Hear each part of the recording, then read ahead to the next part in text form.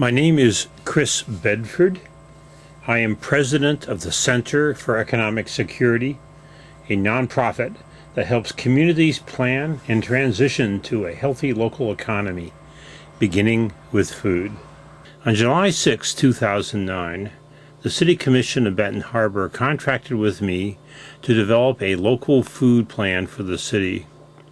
This DVD is an updated copy of my presentation to a special meeting of the City Commission on Monday, August 24, 2009. The plan I propose has 4 goals. First and foremost, the local food system must provide a healthy diet for all the people of Benton Harbor, and I mean all people. If we let one child go hungry because of our neglect or our unintentional design, then we have failed. Everyone has a right to healthy food grown locally. 2. The plan must develop true community food self-sufficiency. A supply of food from other places, perhaps Peru or China, is not the same as food grown in Benton Harbor by Benton Harbor residents for Benton Harbor residents. To be truly self-sufficient, a community must grow some of its own food. I believe when people grow their own food, they gain more than good nutrition. They also grow a stronger community, a more resilient community, better able to meet the challenges that confront all people today. Self-sufficiency means community, economic resilience, and a culture of compassion and Christian love. The plan must create a local food distribution system based on justice. Everyone in Benton Harbor, regardless of their income, should have access to healthy food grown locally. An effective local food system plan should promote local food entrepreneurship and local job creation. Small businesses centered around food growing and processing offer Benton Harbor residents jobs and community prosperity. According to the U.S. Department of Agriculture's figures, Benton Harbor residents spend about $35 million a year on food. Of that amount, less than 1% is grown locally. That's about $350,000 spent with Southwest Michigan farmers. This number reveals a serious situation. A local economy is like a body. When money leaves a community, it is like blood bleeding from a body. The loss makes you weaker. When money stays in a community, it circulates several times, multiplying its impact. If 20% of Benton Harbor's food dollars were spent with local farmers, it could produce $30 million in new local economic activity. At least $15 million of Benton Harbor's food expenditures are made using a bridge card, Michigan's electronic benefits transfer card. Much of that $15 million is spent in Benton Harbor's 13 mini-marts and party stores. Each red dot on the map represents a party store or market. Party stores and some mini-marts have documented problems offering healthy local food to Benton Harbor residents. They often have limited or no fresh food selections, have racks and racks of snacks with high levels of fat, salt, and sugar, sell spoiled milk and other perishables, and offer large quantities of cheap sodas and other high-sugar drinks. These local party stores and mini-marts are the prime source of food for many Benton Harbor households. According to the Southwest Michigan Planning Commission, 60% of Benton Harbor households do not have a car. This lack of transportation makes shopping at Aldi's, Walmart, or Myers in the shopping centers out by the interstate virtually impossible. The Benton Harbor Farmers Market, held Wednesdays at Mercy Center at the corner of Pipestone and Empire, does not accept bridge cards. This decision by the Berrien County Health Department not to install an EBT machine at the farmers market drastically limits the ability of Benton Harbor residents to access healthy local food. The result of this lack of access to healthy food at the farmers market and at the party stores has contributed to an epidemic of nutrition-related disease among Benton Harbor residents. 43.6% of Benton Harbor residents are overweight, 34.4% are obese. 18.6% have diabetes, and 42.6% have hypertension, otherwise known as high blood pressure. These are disastrous numbers. A new food system must be developed because the current food system is killing the people of Benton Harbor through chronic disease related directly to diet. So what is our vision for the future? I believe Benton Harbor deserves a local food system owned and operated by Benton Harbor residents that delivers healthy food to all residents regardless of income. This presentation offers one view of how this goal might be achieved. Clues to Benton Harbor's future can be found in its past. In 1920, Benton Harbor had an economy based on a healthy, vibrant local food system. In 1920, Benton Harbor's food was almost all locally grown. Small businesses dominated the economy. There was little dependence on oil, imported or not, and a large local processing industry gave all access to food, local food, year-round. This is a picture of the Benton Harbor Fruit Market when it was located near the river. In 1920, Benton Harbor was the center of a vibrant and growing regional food industry. Signs of that time are still present all around the city, like this building sign on Territorial. Neighborhoods contained closed-up buildings that were once grocery stores and bakeries that served local residents where they lived. This map of the city shows the location of grocery stores and bakeries within the Benton Harbor city limits in 1920. There were 41 grocery stores and 10 bakeries supplying the city with fresh food, mostly from local farmers and producers. A store was within close walking distance for everyone in the city. So how do we recreate the benefits of 1920 Benton Harbor's local food system using the tools and standards of the 21st century? The first step is to create an urban garden network in Benton Harbor that promotes residents growing food for themselves and their neighbors. Growing food for family, friends, and neighbors is an old and valued tradition in the African American community. After emancipation, African Americans in the South maintained large gardens. This practice continues today in Benton Harbor, where nearly 24 family and community gardens provide fresh, healthy food for neighbors, church members, and family. Bob McLean grows a large garden right off Martin Luther King. He is retired and would grow a larger garden if he had help. Willie Duncan is an experienced gardener on Waukesha Avenue in the 4th Ward. He gardens and helps others garden with his rototiller. Mr. Rucker maintains a small garden on Thresher Avenue. With help, he would expand his growing to a vacant lot next door. James Valentine grows great collard greens, which he eats in spite of his doctor's orders to limit his intake of vitamin K. He can't expand his garden, but he will act as an advisor to others who want to garden. Dennis Grau is a retired union carpenter who maintains a lush garden on Empire. He is ready to help his neighbors plant their own gardens. Richard Mason gardens on Waukesha Avenue in spite of health problems. He feeds his family and members of his church. When students who planted the Youth and Government Garden graduated, a neighbor, Catherine Marshall, stepped up and continued to weed and water. She is growing food for herself and her neighbors in this garden on Colfax. Miss Emma Kennard started the Benton Harbor Children's Garden on Barrett Street 2 years ago with her own money. A trained horticulturalist and a retired teacher, today she trains children in math and critical thinking skills using the garden as her classroom. She is a Benton Harbor garden hero. Miss Rosetta Altman, her pastor Pamela Harrow, and members of her church are planning to plant a large garden in a vacant lot next to their building. Miss Altman is a graduate of the MSU Extension's Master Garden Program.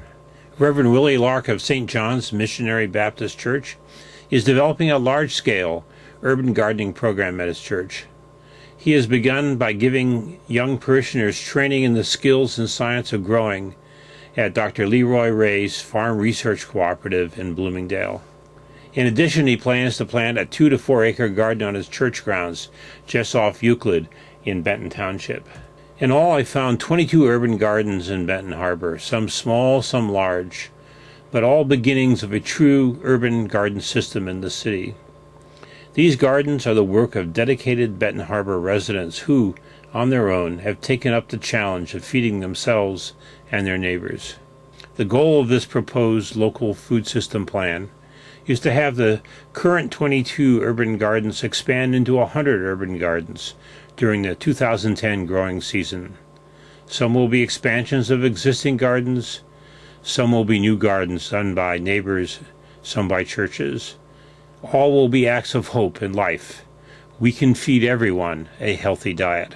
The goal of 100 urban gardens will be made possible through a strategy built on using existing community resources, including a paid internship program through Michigan Works. A similar program in Muskegon, Michigan, helped community gardeners in 2009. Interns and others will provide assistance to existing community gardens, drawing on existing wisdom and experience and helping our seniors expand their gardens without hurting their backs.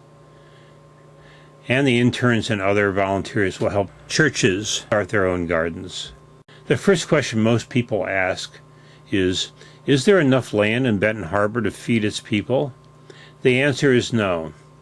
The vacant land available will not be able to raise enough food for all 12,000 Benton Harbor residents, but it will begin to bring local healthy food to the city at prices people can afford.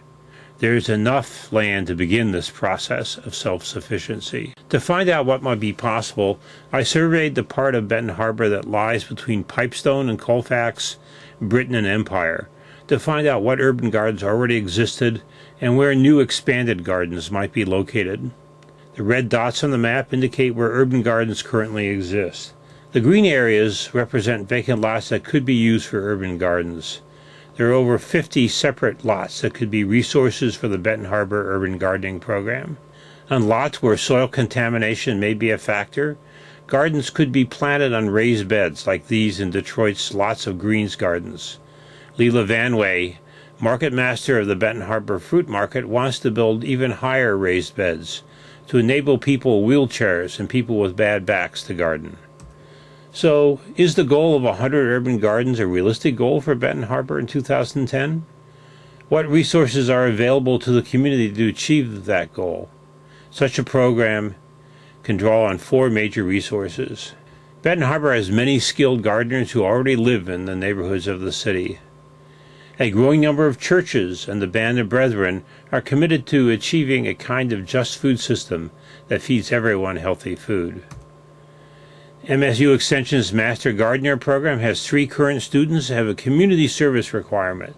These 3 Benton Harbor residents are a strong resource for the city. Finally, Benton Harbor is one of Michigan's cities of promise, a designation that gives it access to funding and technical assistance from the state. The city has many other resources, human resources, like Leela Vanway and the farmers of the Benton Harbor Fruit Market. Lee is an expert in most phases of the food business, from running the nation's largest independent farmers wholesale market to raising the best-tasting apples to food policy. He is an important resource for Benton Harbor. Miss Emma Kennard, founder of the Benton Harbor Children's Garden and a degreed horticulturalist, represents a great resource for Benton Harbor, too. She is a small business person as well and a retired teacher. Her skills are the ones Benton Harbor needs for this change. Dr. Leroy Ray, founder of the Farm Research Cooperative in Bloomingdale, Michigan, and former faculty at Western Michigan University, is another important resource for the community.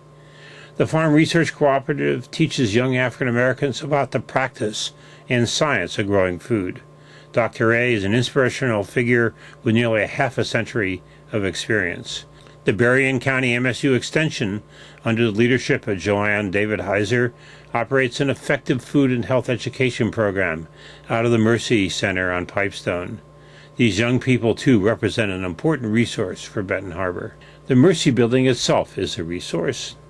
With a large industrial kitchen and many office facilities, it could function as the heart of a new urban food system built around gardens.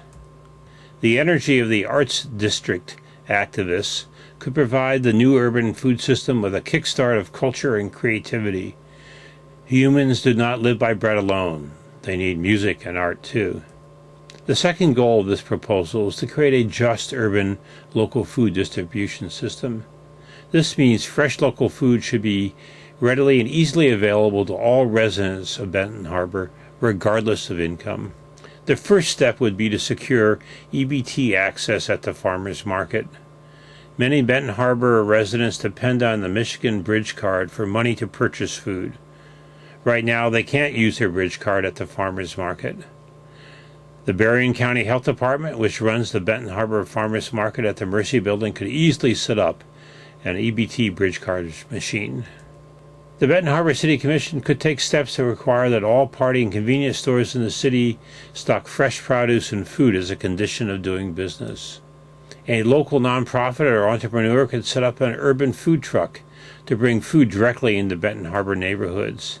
The trucks would be equipped with a wireless EBT Bridge Card machine to enable people to use their Bridge Cards right outside their homes. Our goal is to have an urban food truck in operation in Benton Harbor in 2010. The truck would travel in neighborhoods of the city to make weekly deliveries of fresh food. The truck would accept Bridge Cards and cash, and the truck would pick up and sell excess produce from Benton Harbor's new urban gardening program. On August 25th, Governor Granholm announced a new program of no-interest loans to people in Michigan's cities of promise to purchase refurbished ice cream trucks, now urban food trucks. Benton Harbor activists are eligible for these grants. Our third proposal is for Benton Harbor to establish a kitchen business incubator to help small food businesses get started. Joanne Davidheiser, the MSU Extension Director for Berrien County, has also suggested that the concept for this business incubator be expanded to include wine production. Enology is the science of making wine. Much of the work of the incubator has already been done. In 2007, Professor Larry Molnar from the University of Michigan researched and wrote a business plan for such an incubator. An example of what this incubator could be already exists at the Starting Block in Hart, Michigan. Professor Molnar wrote the plan for this facility as well. In its 2 years of operation, the Starting Block has helped numerous new small food-based businesses get started. Such an incubator could provide technical and product and business support for new Benton Harbor businesses. It could help Benton Harbor businesses like Marilyn and Willie Lark's Barbecue expand, perhaps developing a product in the process. Locally made, organically produced barbecue sauce, anyone? Could Benton Harbor restaurateurs Liz Frost and Tony McGee develop a line of all local, all organic sandwiches for sale in stores at the incubator? Could the Enoch Bakery expand to include all local, all organic baked goods? What about delivery and its local beer production? Could the incubator help them make an all local, all organic beer? Could the incubator help graduates from the Opportunity Center's Culinary Arts Program at the Mercy Building start new food businesses? And could the Wine Business Incubator help farmers develop new wines from local grapes? The fourth part of our proposal is to establish an agricultural processing renaissance zone in Benton Harbor. This zone would be a place where the bounty from Benton Harbor's urban gardens and from Berrien County's farms could be preserved for year-round local consumption. It is easy to secure fresh produce and fresh food in summer, but real food security means access to locally grown food year-round. Benton Harbor used to be a regional center for food preservation and processing. It could be again if we establish the agricultural processing renaissance zone. This renaissance zone could include hoop house season extension. A hoop house is a kind of unheated greenhouse that allows many crops to grow in winter. Michigan State is a leader in the development of this approach to winter farming. Miss Emma Kennard is setting up a hoop house right now to teach Benton Harbor children about how to grow plants. The new agricultural processing renaissance zone could help establish and strengthen ties between Benton Harbor and Chicago. The renaissance zone could also function as a demonstration site for new wind power technologies and projects. So what steps do we need to take to make this vision of a flourishing, urban garden, local food economy a reality? Step 1. Establish a Benton Harbor Food Policy Council that 1 is a nonprofit responsible to the City Commission, 2 includes representatives from Benton Harbor Community Gardens, and 3 has a paid director to organize and coordinate gardening and farmers market activities. Step 2. Benton Harbor should immediately improve community access to healthy food by installing an EBT bridge card machine at the farmers market, by requiring all party stores to carry fresh food, and by working with Cities of Promise to establish a food truck with wireless EBT for the city. Step 3. Benton Harbor should convene a meeting of all parties to establish the Food and Wine Business Incubator by developing the wine business portion of the plan, by creating an overall budget for the local food system development and begin to raise the funds for implementation, by directing the consultants writing the new strategic plan and zoning laws for Benton Harbor to promote local food production in their proposals. Step 4. Benton Harbor should convene a local food system meeting with Chicago and work with the bioregional food system effort by Indiana University South Bend's Center for Sustainable Future, and by working with Chicago leaders to recruit investment in the agricultural processing renaissance zone. Step 5. Show this presentation throughout the Benton Harbor community. This DVD copy of my PowerPoint presentation will be available for free to be shown to any group or person in Benton Harbor interested in working on building an urban local food system. For more information, contact me at the address above. Thank you for watching. In this time of change, remember, we are the people we have been waiting for. Peace and good food. I am Chris Bedford.